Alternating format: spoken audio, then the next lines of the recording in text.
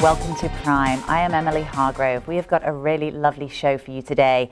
Firstly, we will be meeting the Dallas Summer Musical's Managing Director, Michael Jenkins, followed by learning about Safe Kids Day in May and preparing your kids for water safety through the summer. And then we'll end up with Chef Tara Anderson talking about half-pint pallets, food for infants, toddlers, and seniors. But first, we are meeting a true Dallas treasure. Michael Jenkins has been involved in the Dallas Summer Musicals for most of his life, and he is here to tell us all about it. Michael, thank you for being here. Well, thank you for having me. So tell me, I hear that you've been involved with the Dallas Summer Musicals since you were just a teenager. 14 years old, I started as an usher working for Charles Meeker, the original producer, and he called me an assistant. I was really a gopher.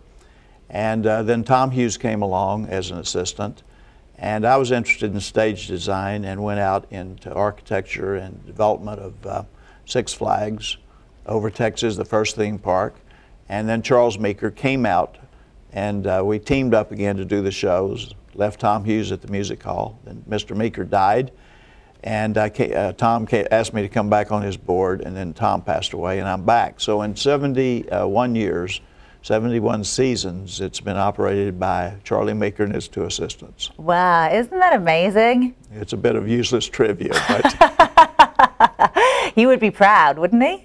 I think he would be very happy. So from 14 years old, I mean, you must have seen the Dallas Summer Musicals how has it changed in the time that you've been involved? Well, we used to rehearse back in those days, a show all day long and perform the other show at night.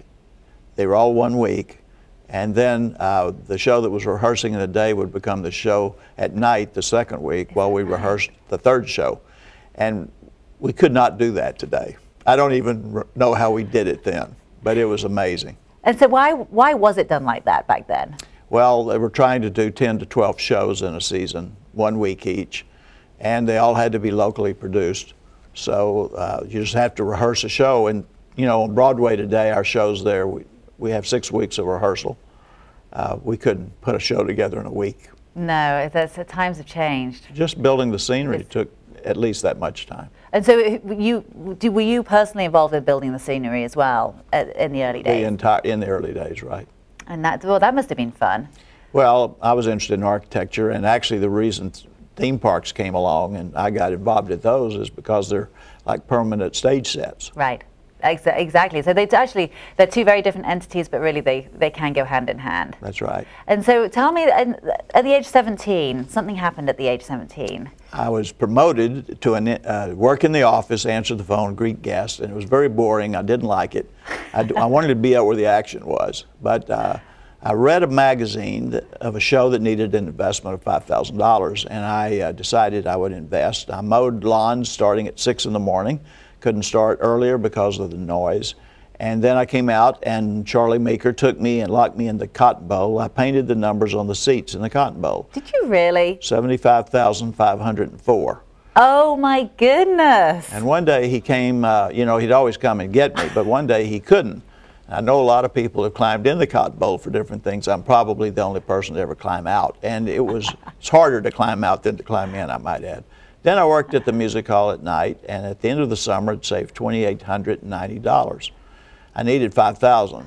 My father had been unfortunately killed in his private airplane, and being an only child, my mother didn't think investing in a Broadway show was a very good idea, but she loaned me the money to encourage me. And had the show not done well, I probably wouldn't be in the business today, but without any skill of my own, just pure luck. It was the original production of My Fair Lady. Was it really? I paid my mother back, bought her a new car, paid my way through college for 4 years, and got checks for 18 years. How amazing. It's my first investment on Broadway. And that is... in the 50s. Well, well, congratulations. That is truly amazing. And that was from... I cannot believe that you painted 75,000 numbers. 504. Do not forget the 504. Those last ones were the hardest. I can imagine they were. Was that in the Texas summer? It was. So with 110-degree heat. We didn't have a lot of air conditioner then. And in fact, when the musical started, they started outside in the band shell. And we have photographs of packed houses of men in coats and ties sitting outside in August. I can't imagine it happening today. It is mind-blowing, isn't it? So I will, next time I go to the Cotton Bowl, I will look at the numbers and I will think of you. Thank you. And so, fast forward to today, and you know the summer musicals. I mean, Dallas loves the summer musicals. It just brings a sense of vibrancy. Well, it certainly has become very important in the culture of the city. It has a huge economic benefit and impact. We have 512 subscribers outside the state of Texas. Wow.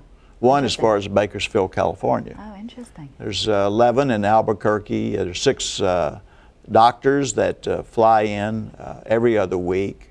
On Friday, they stay downtown in the hotel and have meals, go shopping downtown and come to the musicals on Saturday night. You can almost set your watch by them coming in. How wonderful to have that and know that they're going to be there. So tell me this summer, what can we expect from this summer? Well, we have Wicked playing right now. Wonderful. Totally sold out, as you can imagine. It's the 4th time I brought the show to Dallas. We'll have it one more time in 2016. And then, of course, followed by Priscilla, Queen of the Desert. Oh, fabulous. A wonderful film made in Australia. It became a Broadway show actually a show in the West End of London. And we saw it there and wanted to bring it to the U.S., but we took it to the Prince of Wales Theatre in Canada, Toronto, and then brought it to Broadway, and it had a successful run, and now it's on tour. And then followed by Whoopi Goldberg's show, Sister Act. And is she going to be in it? She's not going to be in it, but she's one of the producers of it. Oh, she is, right. And of course she was in the film. Yeah, she was fabulous in the film. And then Flashdance, which is headed to Broadway, will open in Dallas in its previews before it goes to Broadway. And then followed by Disney's The Lion King in October. What an amazing lineup. And so how do you choose which ones are going to come each year? Well, we have a consortium group of 63 cities, and we meet twice a year, and I tell them the shows that we're thinking about, if they want to participate in those on tour or not. I'm actually working on our 2016 season now. So I have to work far in advance. 9 of the shows that we have scheduled coming in the next 4 years really don't exist at this moment. But we're going to produce them, have the writers write them, the music, etc., and put them together. Well, that's an exciting thing in itself, isn't it? It's never dull, that's for sure. I can imagine, and it's so you can get there's I think memberships for come to all 4, 5 events. Is that right? Well, we have 6 to 7. We've already had Catch Me If You Can, based on a true story, and of course Mary Poppins and now Wicked. So generally our subscribers can buy a mini pack of 4 shows, but generally most buy 6. And so to get all the information on that, DallasSummerMusicals.org? Yes. That is, well, Michael, thank you very much for being here today. What an inspiration you are. Well, and you're very kind. Next time somebody tells me to go and paint numbers, I will be thinking, this is worth it. I will do that. I used a lot of stencils that wore out, believe me. Yes, I can totally understand. Well, thank you, and good luck for this season. And I really look forward to coming and joining you at one of the performances. Love to have you as our guest. Because I am a huge musical fan. So thank you. Yeah, so thank you very much. We will be right back to talk about Safe Kids Day.